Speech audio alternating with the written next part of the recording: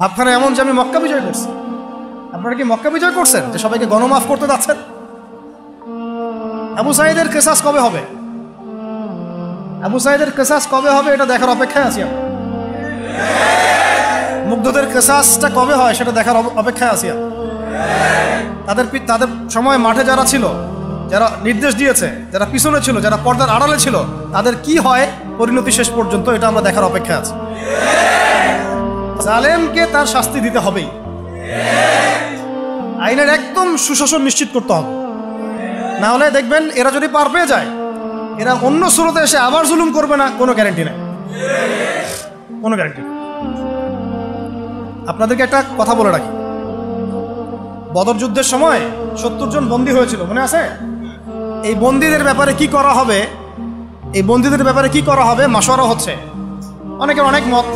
এখানে উমর ইবনুল খাত্তাবের একটা মত ছিল, নাম তো শুনেছেন। উমর রাদিয়াল্লাহু আনহু মত হচ্ছে, ইয়া রাসূলুল্লাহ, সবগুলাকে হত্যা করতে হবে। কেন?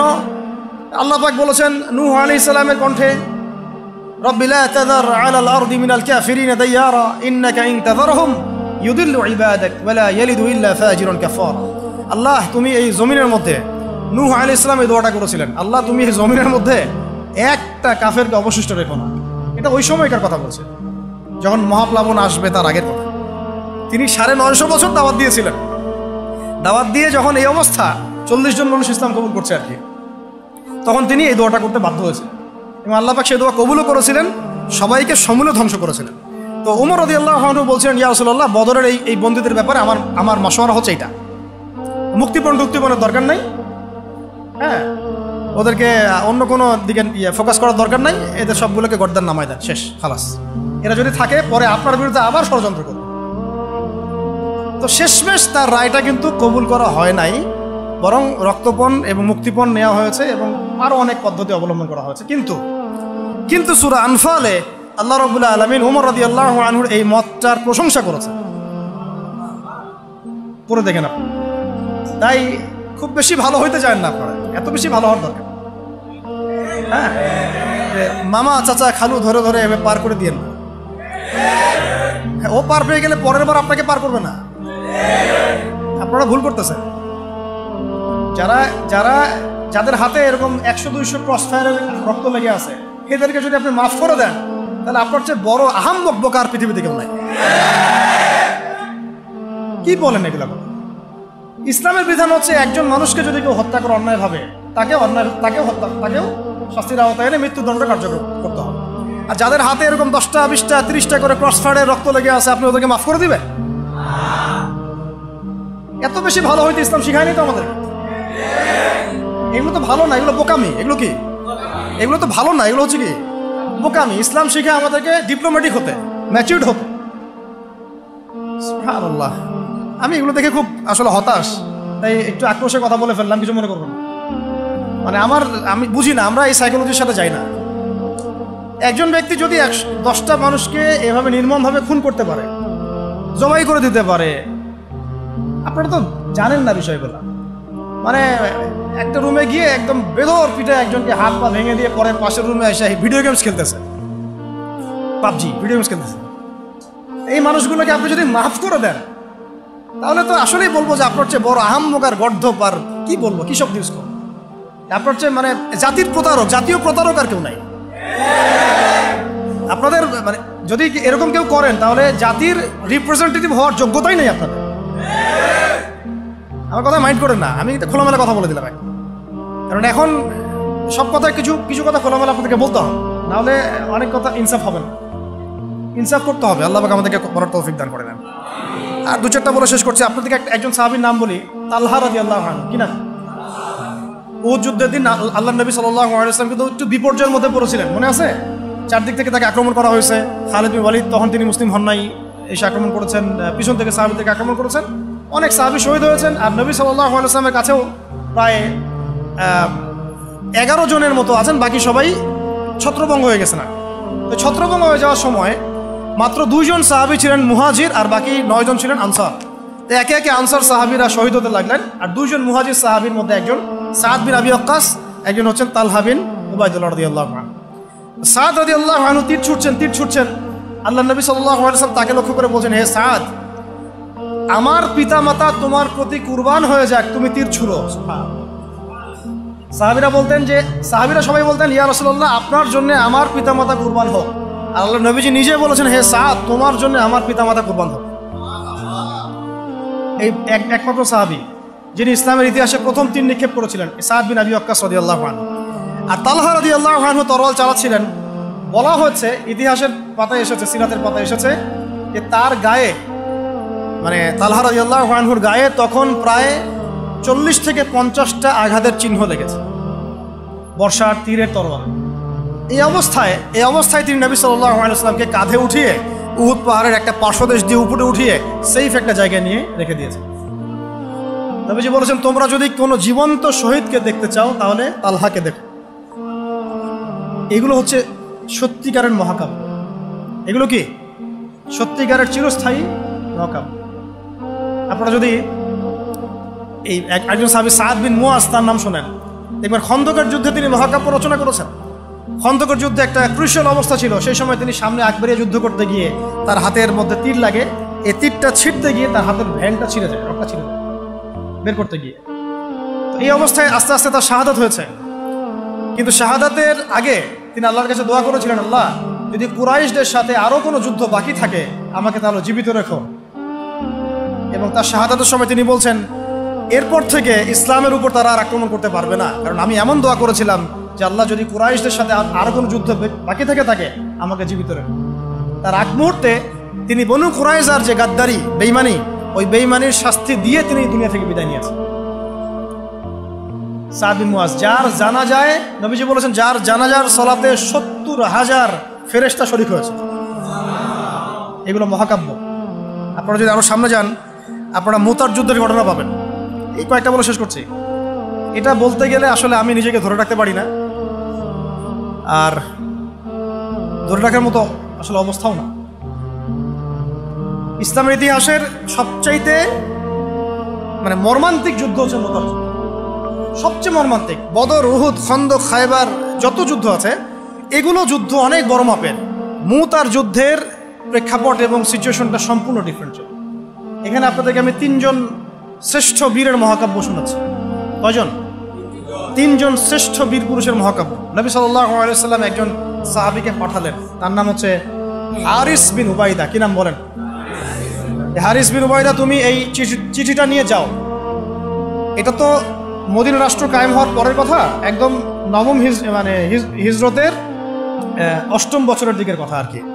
তখন ততদিন হুদাইবিয়ার সন্ধিও হয়ে গেছে এবং কাজা উমরা আদায় হয়ে গেছে এবং খায়বার যুদ্ধ জয় হয়ে গেছে। খায়বারের পরের কথা এটা আর কি। হারিস বিন উবাইদা, তুমি এই চিঠিটা নিয়ে যাও, ওই রোমকদের কাছে যাবা। তখন তো সুপার পাওয়ার 2টা, রোমানরা এবং পার্সিয়ানরা।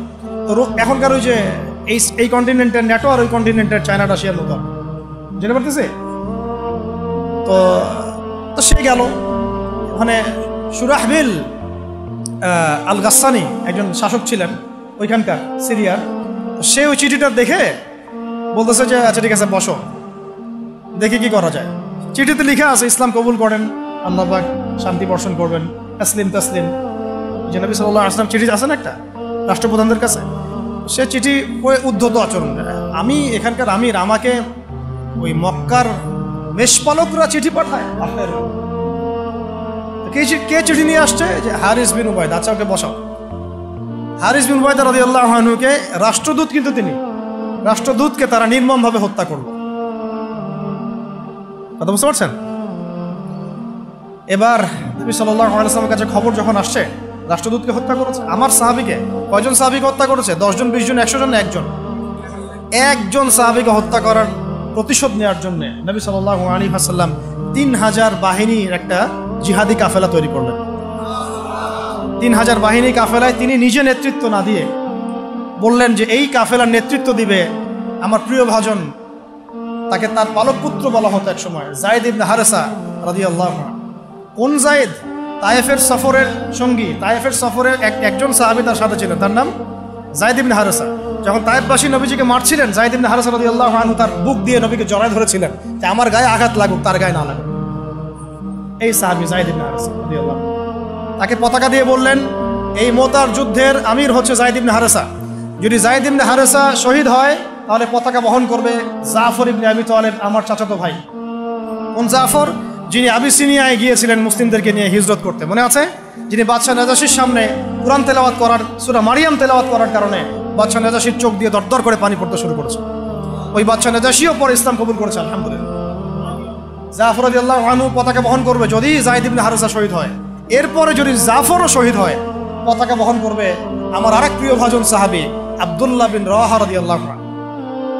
আব্দুল্লাহ বিন রাওয়াহা রাদিয়াল্লাহু, যাকে যে কোনো মুহূর্তে যদি বলতেন ইসলাম নিয়ে একটা শের বলেন, একটা কবিতা বলেন, ইনস্ট্যান্ট তিনি শের বলে ফেলতে পারতেন। এত সুন্দর, এত উন্নত কাব্য প্রতিভা ছিল তার মধ্যে।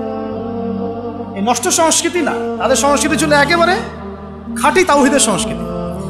এমনকি কাবা তাওয়াফ করছেন তিনি, তখন কাবা তাওয়াফ করছেন বিদায় কাজা উমরা আদায় করার সময় নবীর সামনে সামনে তিনি ঘুরছেন এবং আবৃত্তি করছিলেন একটা কবিতা কাফেরদেরকে আঘাত করার জন্য। এই কাফেররা দেখো, তোমরা যাকে বের করে দিয়েছিলে তিনি আজকে সসম্মানে এখানে ঘুরতেছে। ওমর রাদিয়াল্লাহু আনহু বলছিলেন যে কাবা তাওয়াফ করার সময় তুমি এগুলো বলছো? নবীজি বললেন ওকে ছেড়ে দাও, সে এমন এমন বাক্য তিলাওয়াত করতেছে, মানে এমন বাক্য সে চয়ন করেছে যেগুলো কাফের অন্তরে বর্ষার চাইতেও বেশি বিদ্ধ হচ্ছে, তাকে বলতে দাও। এই হলো আব্দুল্লাহ বিন রাওয়াহা রাদিয়াল্লাহু আনহু, নবীজির অত্যন্ত প্রিয় ভাজন সাহাবী। আব্দুল্লাহ বিন রাওয়াহা যদি শহীদ হয় তাহলে তোমরা তোমাদের মধ্য থেকে একজনকে আমির নিযুক্ত করে নিও। সাহাবীরা বুঝে ফেললেন এই সফরে আমরা তিনজনই শহীদ হতে যাচ্ছি, কারণ একটা সফরে কখনো তিনজন আমিরের প্রয়োজন হয় না, হয় না। এবার তারা গেলেন, তারা কখনো আশাও করেন নাই ওখানে যা দেখবেন। ওখানে গিয়ে দেখলেন যে 1,00,000 রোমান সৈন্য সামনে এসে দাঁড়িয়েছে। কত লক্ষ? এবং একেবারে ফুল প্রশিক্ষিত, একদম ফুল আর্মড ফোর্সড। আর এর সাথে তাদের সাহায্যকারী দলেও আছে আরো 1,00,000 সৈন্য। মোট কয় লক্ষ? এদিকে কতজন? যুদ্ধ হওয়া সম্ভব? আসলে কি সম্ভব? সম্ভব না। যুদ্ধ কিন্তু সম্ভব না। আমরা তো আগে সংখ্যাগরিষ্ঠ হওয়ার কথা চিন্তা করি। কোন যুদ্ধে ইসলাম সংখ্যাগরিষ্ঠতা দিয়ে জিতে নাই। ইসলাম জিতেছে ইমানের বদৌলতে, শুধু ইমানের বদৌলতে। আমরা সংখ্যা দিয়ে কখনো বিজয় লাভ করতে পারি নাই। এখন এবার সাহাবীরা মাশওয়ারা করতেছেন রাত্রেবেলা, আমরা কি করব? কালকে যুদ্ধ করব, নাকি মদিনায় ফিরে যাব, নাকি রাসূলকে খবর পাঠাবো, নাকি কোনো বিকল্প ফোর্স নিয়ে আসার ব্যবস্থা করব, কি করব? তখন সাহাবী ওই যে বললো আব্দুল্লাহ বিন রাওয়াহা রাদিয়াল্লাহু আনহু দাঁড়ালেন। তরুণ সাহাবী, আপনাদের কি বলছে? তরুণ সাহাবী দাঁড়িয়ে বলছেন যে হে আমার ভাইয়েরা, আমরা এখানে কি জন্য এসেছি? হয় আমরা এই যুদ্ধ করব, শহীদ হব, না হলে আমরা গাজী হব। আর আপনারা যে বিষয়টাকে ভয় করছেন আসলে কিন্তু আমরা সেটা পাওয়ার জন্যই এসেছি, তার নাম শাহাদাত। আপনারা যেটাকে ভয় করছেন যে আমরা এখানে গেলে মারা যাব, ওটার জন্যই তো আমরা এত দূরে এসেছি। আমরা গাজী হই অথবা শহীদই হই, আমাদের জন্য আজর আল্লাহর কাছে লিখে থাকে। তো তার এই মানে এমন ঈমানদীপ্ত ছিল ভাষণটা, আমি তো ওটা বলতে পারলাম না, আরবিতে তিনি বলেছেন। এতে মানে উৎফুল্ল হয়ে বা ইন্সপায়ার্ড হয়ে সাহাবীরা আর দ্বিতীয়বার ভাবলেন না, ঠিক আছে কালকে যুদ্ধ হবে। এবার পরের দিন যুদ্ধ শুরু হল। এটা কি সম্ভব যুদ্ধ? প্রথমে যায়েদ ইবনে হারেসা রাদিয়াল্লাহু আনহু পতাকা নিয়ে ঘোড়া ছোটায় আগায় যাচ্ছেন এবং একটা আঘাতও পিছন থেকে করার সাহস হচ্ছে না তাদের, সব আঘাত তারা সামন থেকে করছেন। এক পর্যায়ে যায়েদ রাদিয়াল্লাহু আনহুর এই মানে গায়ের মধ্যে তারা বর্ষা নিক্ষেপ করে। বর্ষা তো আগেকার বড় বড় বল্লম বর্ষা ছিল, এবং একটা বর্ষা তার গায়ে যখন লাগে তিনি পড়ে যান, এবং এই অবস্থা আস্তে আস্তে তার শাহাদাত হয়। পতাকা পড়তে দেন নাই, পতাকা নিয়ে নিয়েছেন জাফর ইবনে আবি তালেব রাদিয়াল্লাহু আনহু হাতে, এবং জাফর রাদিয়াল্লাহু আনহু যুদ্ধ করতে থাকেন, এত বীর বিক্রমে যুদ্ধ করতে থাকেন যে এক পর্যায়ে তিনি তার নিজের কালো এবং লাল ডোরাকাটা ঘোড়া ছিল, সেই ঘোড়ার পা নিজেই কেটে ফেলেন যে আমার যেন পালিয়ে যাওয়ার মন না ওঠে, কখন ঘোড়া তারা যেন আমার ঘোড়া ইউজ করতে না পারে।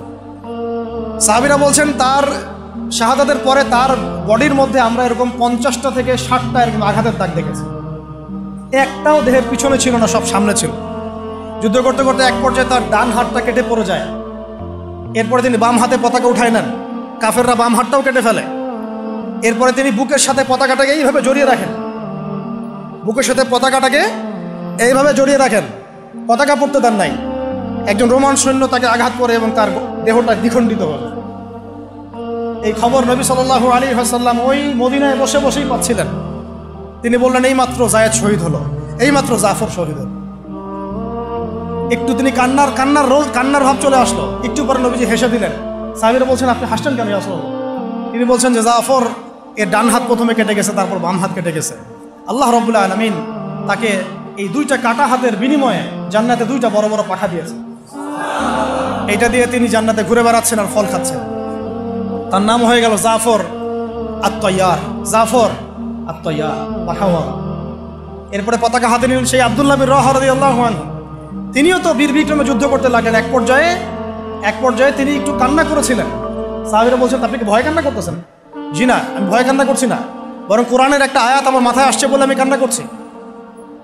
সে আয়াতটা ছিল সূরা মারিয়ামের মধ্যে, ওয়াইম মিনকুম ইল্লা ওয়ারিদুহা কানা আলা রাব্বিকা হাতমান মাকদিয়া। একটা আয়াত আছে কোরআন সূরা মারিয়াম। এটা হচ্ছে আপনার রবের একেবারে একটা চিরনির্ধারিত একটা বিষয় যে তোমাদের সবাইকে, আবার বলছি, ওয়াইম মিনকুম ইল্লা ওয়ারিদুহা কানা আলা রাব্বিকা হাতমান মাকদিয়া, মানে তোমাদের সবাইকেই আবশ্যিকভাবে, ম্যান্ডেটরিভাবে এই জান্নাত জাহান্নামের উপর অবস্থিত এই পুলসিরাত পার হতেই হবে। এটা তোমার রবের একটা প্রাচীন একটা মানে স্টেটমেন্ট, এটা তোমাকে করতেই হবে, সবাইকে করতে হবে। এই আয়াতটা মনে হয় আমার কান্না আসতেছে। একজন তাকে একটা হাড্ডিওয়ালা গোশত এনে দিয়েছিল, তিনি সেই গোশতটা খাওয়ার জন্যে চেষ্টা করছিলেন, পরে একটা কামড় দিয়ে ফেলে দিয়েছেন। তারপরে তিনি ছুটলেন যুদ্ধ করার জন্যে এবং ওই সময় একটা কবিতা আবৃত্তি করেছে, হে আমার মন, তোমার নফস হয়তো চাচ্ছে, তুমি হয়তো চাচ্ছ এখান থেকে পালিয়ে যাওয়ার জন্য, জেনে রাখো সামনে তুমি যা দেখছো এর পিছনেই আছে জান্নাত। শেষমেশ কি জীবন দেখেন, কি ব্যক্তিত্ব, কি ক্যারেক্টার, কেমন গায়রত, কেমন ইজ্জত, কেমন সম্মান, কি জীবন। এরপরে তিনিও শহীদ হলেন। পতাকা হাতে তুলে নিলেন আল্লাহর বীর খালেদ বিন ওয়ালিদ রাদিয়াল্লাহু আনহু, তাকে পতাকা দেওয়া। তিনি কিন্তু নতুন মুসলিম হয়েছে। উহুদের যুদ্ধের যে ক্রাইসিস, এটা কিন্তু তার হাতে। কাজা উমরা আদায় করতে গিয়ে নবীজি চিঠি লিখে দিয়েছেন, ছোট্ট করে একজনের দ্বারা লিখিয়েছেন যে খালিদকে চিঠিটা পৌঁছে দিও। ওখানে লেখা আছে, খালিদ তুমি যদি কাফেরদের পক্ষ অবলম্বন না করে মুসলিমদের পক্ষ নিতা কতই না ভালো। ঠিক আছে, একটা লেখা একটা চিঠি খালিদ রাদিয়াল্লাহু আনহু একবারে কলিজাটা কাঁপায় ফেলছে। তিনি মক্কা থেকে মদিনায় গিয়ে নিজে ইসলাম কবুল করে আসছেন এবং নবী সাল্লাল্লাহু আলাইহি ওয়াসাল্লাম তাকে কিন্তু আন্ডারস্টিমেট করেন নাই। তার হাতে উল্টা তরোয়াল উঠাই দিয়ে বলছেন যে আজকে থেকে এই তরোয়াল তোমার এবং তোমার নাম হচ্ছে সাইফুল্লাহ, তুমি আল্লাহর তরবারি। এরপর থেকে তিনি প্রায় ৮০-৯০টা যুদ্ধ করেছেন, সবগুলোতে জয়লাভ করেছেন। ওই খালিদ রাদিয়াল্লাহু আনহু পতাকা তুলে নেন মোতার যুদ্ধে। তারপরে সিরাতের মধ্যে আসছে, তিনি বলছেন নিজের ভাষায় যে ওই দিন আমার হাতে ৯টা তরোয়াল ভেঙে গেছে। যুদ্ধ করতে করতে করতে করতে ওই দিন আমার হাতে 9টা তরোয়াল ভেঙে গেছে। তিনি ছিলেন যুদ্ধ কৌশলে অত্যন্ত পারদর্শী, হুটে হাটে কোনো কাজ করতেন, অনেক পারদর্শী। তিনি ডানের সৈন্যকে বামে নিয়ে আসছেন, বামেরটাকে ডানে নিয়ে গেছেন, সামনেটাকে পিছনে নিয়ে আসছেন, পিছনেটাকে সামনে নিয়েছেন। বর্ষা যারা ছিল তাদেরকে পিছনে নিয়ে আসছেন, তীরন্দাজদেরকে সামনে দিয়েছেন, মানে ওদেরকে ভেবাচাকা খাওয়াই দিয়েছেন যে ওরা মনে করতেছে এরা মনে হয় অনেক, হ্যাঁ এরা মনে হয় আরো বিকল্প ফোর্স নিয়ে আসছে মনে হয়। ওরা আস্তে আস্তে পিছনের দিকে যাওয়া শুরু করতেছে, আর এদিকে মুসলিমরা একটু একটু করে সেফ জোনে আসার চেষ্টা করতেছে পিছনের দিকে। ওরা ভাবতেছে পিছনে সামনে যদি আগাই হয়তো পিছন থেকে ওরা আরো সৈন্য নিয়ে আসছে, আমাদেরকে আক্রমণ। এই আল্লাহ পাক ভয় চাপাই দিলেন, এরা পালায় চলে গেল। ৩,০০০ সৈন্য নিয়ে ২ লক্ষ সৈন্যকে পরাজিত করা হচ্ছে। খালিদ রাদিয়াল্লাহু আনহু বললেন, আমার হাতে সেই দিন ৯টা তরোয়াল ভেঙেছে, আর শেষমেশ ছোট্ট একটা ইয়েমেনি চাকু দিয়ে আমি যুদ্ধ করছি। তাহলে চিন্তা করেন কত কাফের মারা গেছে। আর মুসলিমদের মধ্যে মাত্র ১২ জন সাহাবী শহীদ হয়েছে। মাত্র ১২ জনকে তারা মারতে পারছে, বাকিদেরকে মারতে পারবে। এইগুলো হচ্ছে মহাকাব্য, জাজল্যমান মহাকাব্য, যেগুলো আমাদের এই প্রজন্মকে জানানো উচিত এবং আপনাদের মাথায় থাকা উচিত। প্রত্যেকটা সংগ্রাম, প্রত্যেকটা বিপ্লব, প্রত্যেকটা অভ্যুত্থানের পিছনে যেন থাকে আল্লাহর সন্তুষ্টি, আল্লাহর দিন কায়েমের চেষ্টা, আল্লাহর দিনের খেদমতের চেষ্টা এবং ইনসাফ প্রতিষ্ঠার চেষ্টা, এবং জালেমের বিরুদ্ধে আমাদের অবস্থান সবসময় শক্ত থাকবে ইনশাআল্লাহ। এরকম অনেক ঘটনা আছে, আমি আজকে আর বলার সুযোগ পেলাম না। ইনশাআল্লাহ আরও একদিন আল্লাহ যদি তৌফিক দেন ইনশাআল্লাহ তাআলা আমি আপনাদের সাথে আবার এগুলো নিয়ে সেশন করবো ইনশাআল্লাহ।